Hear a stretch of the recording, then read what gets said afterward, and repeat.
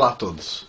Neste vídeo eu vou falar um pouquinho sobre doutrinação em sala de aula e eu vou tentar dar uma ênfase para os cursos de humanas. Mas, para começar, eu vou falar uma experiência minha, tá? Pessoal. Na área de exatas, hein? Que é bem mais difícil de fazer doutrinação. Como eu disse, a área de exatas, a doutrinação é feita principalmente por seleção de teorias. Mas também tem algumas coisas pontuais em sala de aula. Por exemplo, quando eu comecei a fazer meu curso de geofísica, um dia uma professora, uma daquelas senhorinhas com uma cara bem confiável, começou a perguntar para os alunos o nome, né? Como muitas vezes acontece em sala de aula, o nome de cada um, e perguntava assim: quem que é o seu pai ou sua mãe? E aí o primeiro aluno lá falou assim: ah, meu pai é o fulano. E o fulano era um professor do instituto, né? Eu já sabia o nome dos professores, né? E eu falei: nossa, que legal, o filho do professor está estudando aqui. Deve ser muito boa a faculdade mesmo, não é verdade? E aí perguntou para o segundo: e você? E o cara falou: meu nome é tal e o meu pai é o ciclano. Eu falei: nossa, outro filho de professor aqui. Que interessante. E de repente mais um e mais um, eu comecei a achar estranho. Eu falei: porra, meu, só tem filho de professor aqui, meu, será que só eu sou de fora? Né? E aí, quando chegou a minha vez, a professora me perguntou meu nome, quem que era meu pai ou mãe, né? E eu falei assim: bom, meu pai já morreu, mas a minha mãe, né? É uma pessoa ótima, eu gosto muito da minha mãe. E ela falou: não, quem que é aqui dentro do instituto, quem que é o seu pai ou mãe? É a pessoa que te orienta, quem é seu orientador? E eu falei: ah, orientador? A orientadora é o fulano. Ela falou: ah, a gente chama de pai e mãe a pessoa que ensina, entendeu? E eu falei: ah, entendi, então, entendi, tá bom. E isso era uma rotina, a pessoa perguntava: quem que é o seu pai? Meu pai é o fulano. Percebe? Tá bom. E até aí isso nunca me incomodou muito. Até um dia, quando eu já era professor do instituto, um aluno meu foi me apresentar para um colega e falou assim: olha, esse aqui, ó, esse aqui é o meu pai. Mas eu também tenho uma mãe, porque eu fiz iniciação científica antes com a fulana. Então, ela é minha mãe, esse aqui é meu pai. Eu olhei para ele assim e falei: meu, desculpa, cara.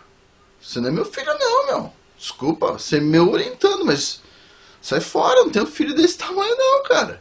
E cá entre nós,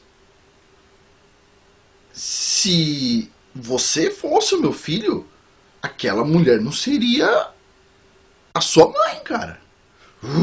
Credo. Desculpa, mas né? Ai, credo. Então, vamos pensar assim, isso já é uma coisa bem esquisita dentro de um lugar que se diz assim, sem religião, bem lógico, com lógica, só usa lógica. Tudo bem. Agora, vamos entrar um pouquinho. Isso é uma coisa esquisita, né? É como se a gente estivesse mudando o eixo da família. Sua família também é aqui, ó, dentro. Mas vamos usar o caso de humanas. Dentro de um instituto de exatas, de uma faculdade de exatas, é muito difícil você esconder um professor burro, né? Porque ele vai ter que dar pouca aula, né? Como é que você pode pôr um professor burro para ensinar a fazer pontes numa faculdade de engenharia? Não vai dar certo. Como é que você pode colocar um cara burro para ensinar a fazer máquinas, circuitos eletrônicos? Como? Difícil, hein? Talvez você consiga uma aula que não precisa de muita matemática, você consegue encaixar de vez em quando um cara burro. Agora, em um instituto de humanas, é muito mais fácil você esconder pessoas burras lá dentro, concorda? Um professor que não é brilhante, mas ele pode vender imagem de brilhante. Tem bons vendedores por aí. Você olha o cara e fala: meu, esse cara é um gênio. Na hora que o cara coloca a ponta do lápis no papel, você olha e fica assim: ó, uau, esse cara fez faculdade, ele sabe fazer conta? Uau. Então assim, e aí de repente tem essas pessoas infiltradas lá dentro, são professores mais, vamos dizer assim, menos preparados, vamos colocar assim, para ser educado, e de repente esse pessoal menos preparado lê Karl Marx. E O cara vai lá e vende a ideia para os alunos. Esse cara é um gênio, esse Karl Marx. E os alunos olham para o professor e falam assim, esse professor é inteligente, então Karl Marx é um gênio. Agora, por que o aluno acredita que o professor é inteligente? Porque existem professores dentro da universidade que são inteligentes. Que são inteligentes. E esses professores emprestam, de certa forma, a imagem real deles para professores fake, que não são tão inteligentes assim. Afinal de contas, uma pessoa que é um cara tão burro que nem Karl Marx e acha que o cara é inteligente, no mínimo, é um cara burro, né? Vai. Usando a lógica.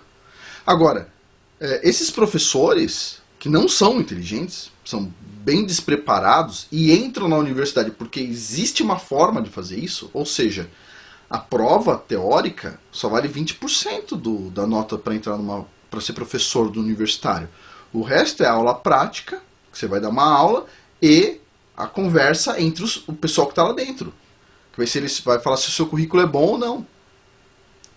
Ou seja, os 5 pesquisadores que vão falar se o seu currículo é adequado ou não para a faculdade. Então, assim, entrou um cara mais tapado lá dentro.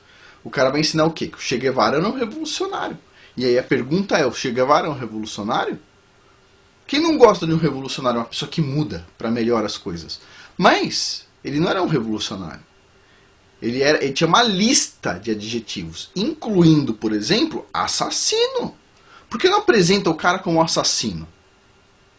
Ah, mas ele não era um assassino. Ah, peraí, ele matou pessoas? Matou um monte. Ok, então ele era assassino. Apresenta como assassino. Ei, pessoal, vamos comprar camisetas de um assassino.